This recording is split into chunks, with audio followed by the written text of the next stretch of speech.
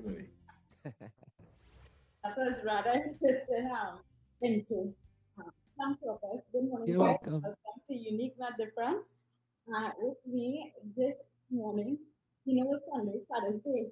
So I love to have, dad who actually are exemplars and to be mentors for the fathers because not oftentimes we will hear persons with disability parents, um, especially mothers single mothers because fathers tend to walk off on their children and mother when they hear that their child was born or have a disability. So this morning I have Nigel Thompson, and I guess you guys must know him because he's very popular in the creative industry, and I want him to share his story this morning. So good morning, Nigel. How are you doing? I'm good. I'm good. I'm good. Just trying Perfect. to wake up myself. I'm good, thanks. So he's a single dad, and I want to, him to explain some of his story. So, Nigel, in terms of what was the circumstances behind you becoming a single father to Kai, who I must mention is a young man who is autistic. Um, well, simple circumstances really. I was married um, for what, 4 years roughly. Got married in 2000. Um, to well, she herself was in the creative industry. She used to work at TV6, and Right. when she got pregnant in 2003 with Kai, after she had him, she developed a rare strain of cancer. And by March of 2005, she passed away. Um, but I only found out about Kai's autism, I would say a year and a half after that, roughly. Right? Wow. We didn't know he was autistic. We thought he was just taking long to talk and that kind of thing. And like, okay, time will pass and he'll get there. Is a very good friend of mine who actually worked two friends of mine. A friend from the States who I worked with at BET some years before, Mhm. who her daughter is actually autistic. And Okay. and another friend here who works at my wife's used to work at my wife's gynecologist office. They saw his trail in development. And both of them said, he needs to get testing and that kind of thing. So got him tested, went to Dr. Bratt, did everything from the hearing tests, height, cognitive, all of that kind of thing. And eventually realized he was autistic. And then, took him to speech therapist, Donella Rodriguez, there. And yeah, from there, it was the Yeah. adventure started. So I read that one of the hardest part of the passing of Kai's mom, Mhm. right, is he was 18 months old and you saw him looking because he wasn't verbal at that point, 18 months, right? Uh, So and it's his mom that actually started sensing something was wrong because he was not verbal, yeah. right?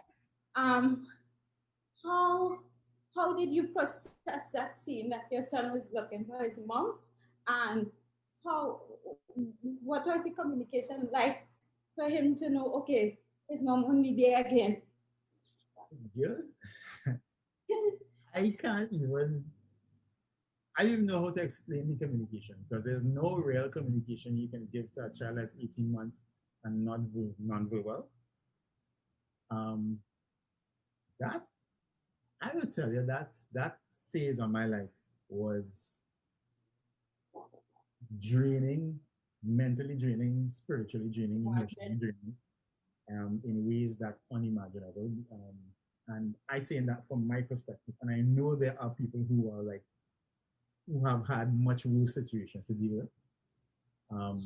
But looking at your child who's accustomed to seeing his mother, I mean, she was sick, yes, and she would be downstairs where we live in our house. but he Right. would come downstairs. His grandmother would take care of him when I have to. But he would come down in the evening to go and play with mommy. He'd come and sit on mommy's lap, although she's sick or whatever, and he'd do what he has to do. So there comes this day where he comes downstairs, but mommy is not there. What do you tell a child who's 18 months old walking around in pampers? There's nothing you can do. You just have to explain. Even now, he's 18 years old now, and you just have to explain everything. He, of course, has matured exponentially, and he can understand now. But back then, there's nothing much you could do. You could try to talk to him.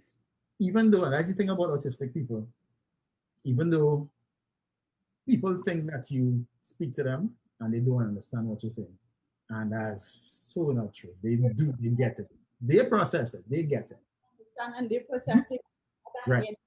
You don't understand that they get it, but they do. Yeah. So at that point for me, because I didn't know he was, but all I could do at that point is tell him. I can't remember what I told him, but I just told him, Right. when mommy's going away or something like that. Yeah. But I tell you that year, that was 2005. That year, I was literally I would say for 3 or 4 years after that, I was like on autopilot. So you talking to me? Yeah. Telling me, yeah, we're doing this and we're doing that. And I going through the emotions. I would be doing work. I'd be shooting stuff, the creative stuff going, but Yeah. I'm not there. Was not processing. I wasn't processing stuff. Right. Now I know that. Right. So in terms of resources, right? What you wish them you had to support your child that was readily available in terms of communication that you could go to rather than having to look and search and having to spend because therapy is a lot of money. What you wish you had that resources then? You have no idea how much there is. Trust me. I consider myself privileged. Right. The people I know, the support I had, the friends I have, family, everybody was tremendous with me. As I told you, friends, I work friend from the States. From the States, this is somebody I do see on a regular, as well as my other friend here, Suzette Hill. They prodded me to go to get the testing done for him and all that. There are people who don't have what I have. Exactly. Right? And I know I've seen it in the community, in the autism, the disabilities community. I've seen it. There are people who don't have what I have. Yeah. So I consider myself very, very privileged. People to talk to, friends to talk to, people that supported me. My mother-in-law, my wife's mom, tremendous, beautiful person. I do not know how I would have survived if it wasn't for her. Wow. And we still, we all live together still. But at the end of the day, if you want to talk resource-wise now, as I say, I consider myself privileged.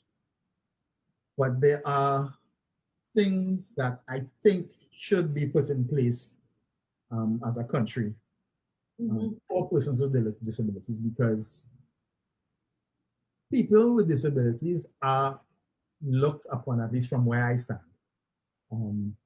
as an appendage. I agree. It's almost like, those people who have a little extra little finger on the finger? Yeah. Something that people look at and be like, that's something you really don't want. So people look at people with disabilities in that manner. And there should be like so much more, because parents, like myself and others, like I know of people who, and I'm not talking about, like you spoke about fathers before.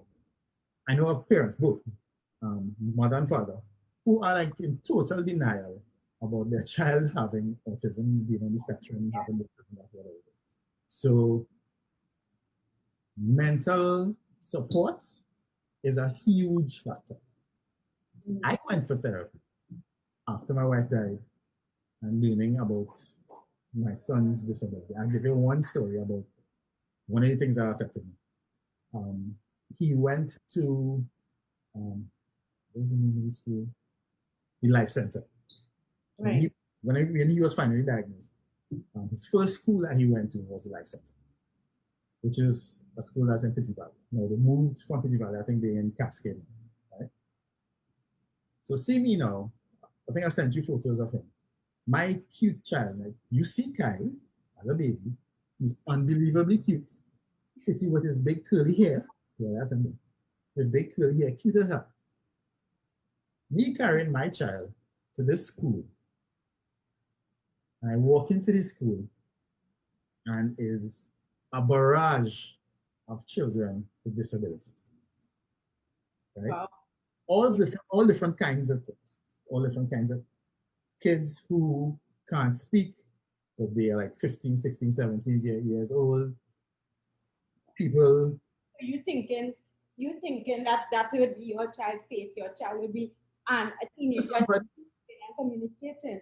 right, to somebody who has not been Right. around people with disabilities much in his life. Yeah. Like I have stuff like my god brother is disabled. He has cerebral palsy. My brother-in-law, my wife's brother has cerebral palsy as Right. well. Right. But to see a school filled with kids and That mentally broke you. that mentally or physically disabled one, Right. And well, that's a blow mind. So me, Nigel being Nigel, yeah, I'm a director by so when you're on set, right? yeah. Always a poker face, so everything is always fine. If Exactly. there's something wrong, right? So see Yeah. me carrying my child to school, and I see all of this going on. I was like, yes, okay, that's Oh, lovely. Have a good day. I went and sit down in the car and cried for like about 45 minutes. Scream, ball for 45 minutes because that mental barrage that came at me at that point in time. so just to close off because I know we are coming up close to having a break, right?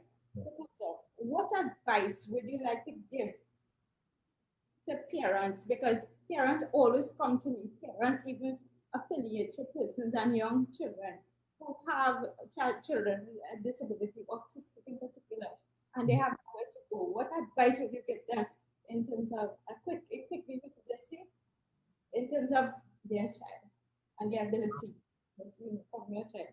Advice, I would say the best thing right now in Trinidad is seek community. There is a very large community of people with um, parents with kids with disabilities. Right. Seek that community. And that's the best place to start for you as an individual and for your child as individuals as well. Because that's the only thing we have right now. There's no really large outlet for it. Um, but in the community itself, there is support Right. and point you in directions. People have come, many people have come. So like so to, in terms of just to wrap up, so it's just like this. So I've went with parents, I went with advice other parents who are now are coming right. Perfect. Nigel, I know we have out of time, but I want to say thank you so much for sharing your story. I'm going to share it because I think it is incredible what you went through. And thank you so much for sharing. And you really have a handsome son. Thanks. Thanks a lot. Very confident that Thank you. Yeah, thank his mother for that. no comment.